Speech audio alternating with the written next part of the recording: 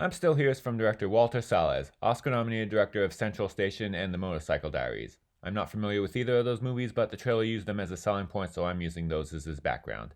It was written by Murilo Hauser and Heitor Luriga, based on the memoirs of Marcelo Rubens Paiva. I went into this blind. I just watched it because it was nominated for Best Picture at the Oscars this year, and at that point it was the only one I haven't seen yet. All I knew was that it was from Brazil. It turns out it's mostly about Paiva's experiences in the year 1970 with the rise of the Brazilian dictatorship. Her husband is a politician who the new regime doesn't quite agree with, and so the government decides that he should disappear. It's about her journey to find out what happened to him, but also to repair her broken family. It starts off pretty slow, spending a lot of time focusing on the family together before the father gets taken. Not a whole lot happens, but despite that, this segment is still charming, seeing this happy family together. They are a very likable family who actually seem like real people. And this segment's length really only makes it all the more horrific when bad things happen. I mean, I wasn't expecting it to be a happy movie. They put in just enough emphasis on the dictatorship for us to know that it's going to be a big part of the story. But I thought it would just be their slow burn family stuff set against the backdrop of evil, like it'll be this year's Zone of Interest. Except the family actually does care about the horrible things going on. When the dictatorship finally gets involved in the family's lives, I guess I still wasn't too surprised, but it did unexpectedly turn into a completely different movie. And it does have dramatic heft to it, and great acting that really sells the strife and corruption going on. But don't get me wrong, this isn't all just a depressing story of the toll of fascism. It's also a story of perseverance. It's about the family getting by despite all the horror and trauma. In the end, it's actually a little uplifting in a way. The portrayal of Rio de Janeiro is not the miserable dystopia that most other movies of this kind would portray a city under fascism as. It's still a beautiful, vibrant place despite all the horrible things, because even in the darkest times there are still some rays of sunshine and hope. Don't think this means it doesn't adequately display the horrors of dictatorship. It definitely does, but it's also about getting past these horrors, something that we could use in a world where many countries, including my own, are worried about going down a similar path.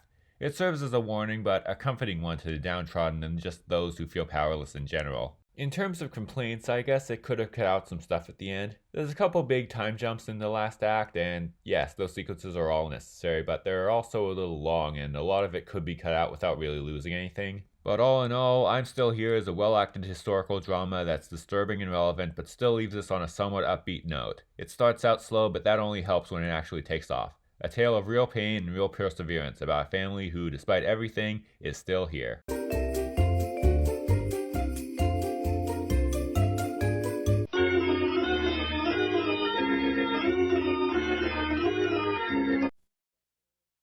In the town of Stepford, the men are getting exactly what they always dreamed of, perfect wives. And the dream is becoming a nightmare for the Stepford wives. A very modern suspense story from the author of Rosemary's Baby.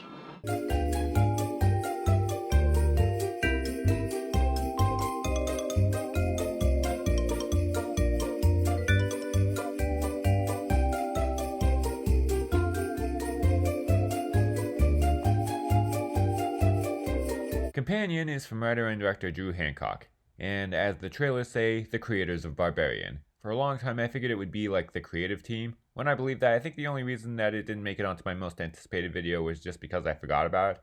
But it turns out they probably just meant producers or something, so that's not as good. But it doesn't matter, because this is actually on the same level as that movie. I'm not going to say much about what it's about because, like Barbarian, it's best to go into it blind, which is why it sucks that the second trailer spoils a major first act plot twist. Yes, that twist does set up the entire concept of the story, but it would still probably be better if it came as a surprise. I'm not going to play that one in the background in this video. Even if I wanted to, I can't because it's from Warner Brothers and they hate me. I'll just say that even though it's being marketed as a horror film, its status as one is kind of up for debate. It's really more of a sci-fi, crime, thriller, or comedy type thing. I guess it has some gore in there, not particularly gory, but somewhat. It's more thrilling and unpredictable than scary. And it is unpredictable. This is full of twists and turns, and it is at times tense, and at other times funny. It's also being advertised as a sort of demented love story. Really, it's more like an anti-love story. It's a kind of deconstruction of the myth of the perfect relationship that rom-coms and trashy romance books keep telling us exist. The rom-com type opening of the couple meeting set up that kind of thing, and while it isn't always fully on display, it still hangs over the story as a theme.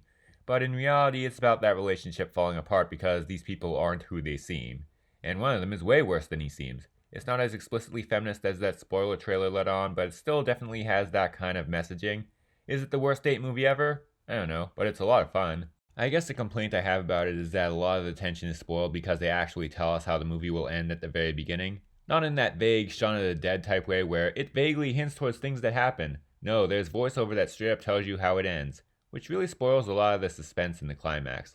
But it's just fun to see the windy path it takes to get to that ending, even a little bit during that climax. It has the same level of unpredictability of Barbarian, albeit in a more conventional linear way that follows the same characters throughout. Last year I said Strange Darling was what Barbarian would look like if the characters weren't idiots. Companion also fits into that. In fact, some characters actually make some really smart decisions here. All in all, this is a fun, funny, and mostly unpredictable thriller. It's the kind of movie that actually will keep you guessing until the very end. The first really good movie of the new year.